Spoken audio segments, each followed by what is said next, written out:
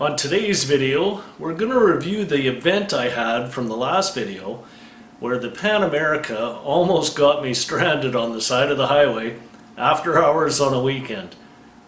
So let's roll the intro and I'll show you what I did.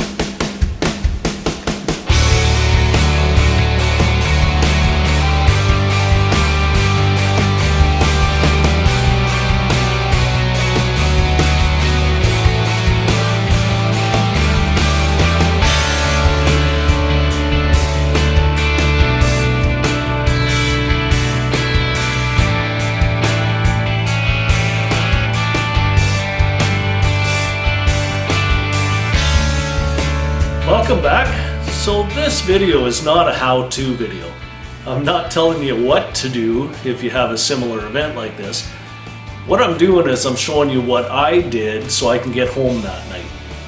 So I'm not exactly sure if it's endorsed by Harley Davidson, of course, but when you're stuck on the side of the road and you can't phone anybody, because I was in an area with no cell service and the dealerships are closed anyhow, and I'm still a couple hours away from home, and what are you going to do when it's just a couple hours away from the sun setting? So I'll show you what I did to get out of the situation, and maybe you can put it in your bag of tools in your memory bank, and maybe it'll help somebody else out some other day.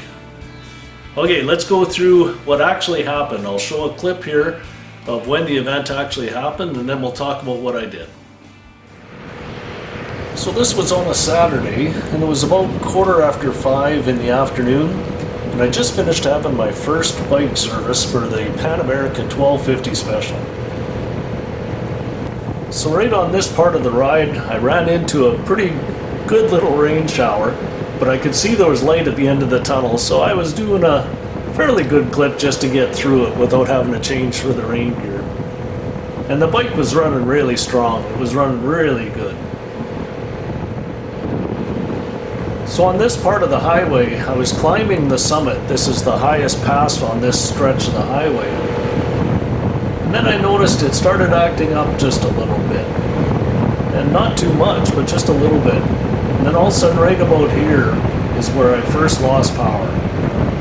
And this is where I really noticed all of a sudden something was different. I looked down,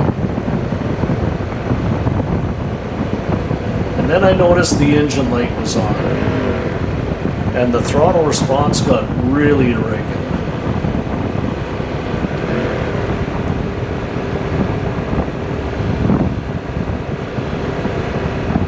So right now the bike really started to slow down, and I knew I wasn't at the summit yet, and I needed to pull over because traffic goes pretty good on this road.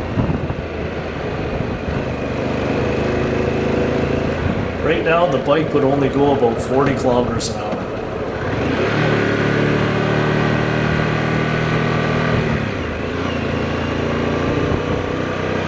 So I knew I was not going to get to the summit, so I just had to pull over and stop and start checking things out.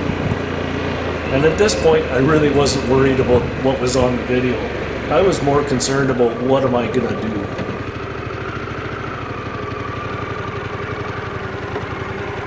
So after I stopped, I actually looked at my cell phone first to see if I can make a phone call before shutting off the motor. And I took a look and I noticed I had no cell service, out of range. So then I had to figure out what am I going to do. So, time to turn off the camera and figure out what's going on. GoPro, stop recording.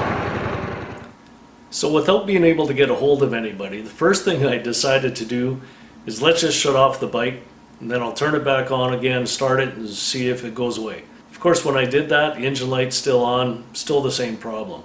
So what I decided to do after that is I know in the menu settings on this bike, you can go through there and you can actually do bike diagnostics. So I'm going to show you how I did that, where I put on the bike diagnostics and I got the error code, and I took a couple pictures of the error code. So let's see how I did that. So what I did when I was on the side of the road there, I turned on the ignition again. I waited for the home screen to show up, and then I chose a menu setting to get to the bike. And once you open that up, there's a diagnostics section. So when you press diagnostics, it runs it for the bike if there's any current codes. And at that time I had one show up under the ECM. So I'll show you a picture of that, and then when I opened it up it showed the fault code for that. And what I chose to do at that time is when there's a fault code in there, you can actually clear it. And you press the button with the 3 lines on it there. You get the choice to clear faults.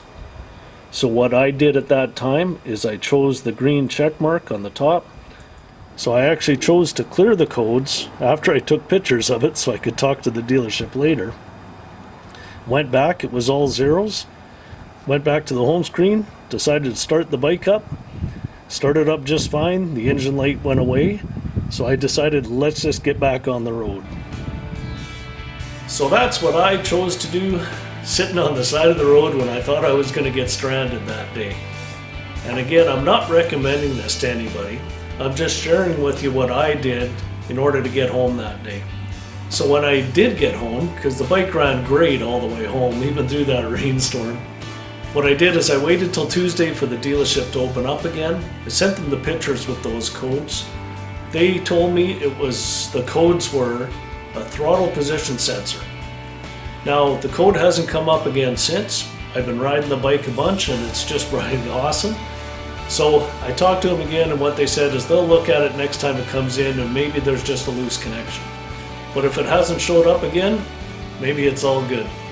So I hope you enjoy this video, and it worked out great for me. I'm just sharing some information with anybody else who might be in the bush or somewhere else. That's not a very forgiving place to get stuck. Okay, take care, ride safe. See you on the next video.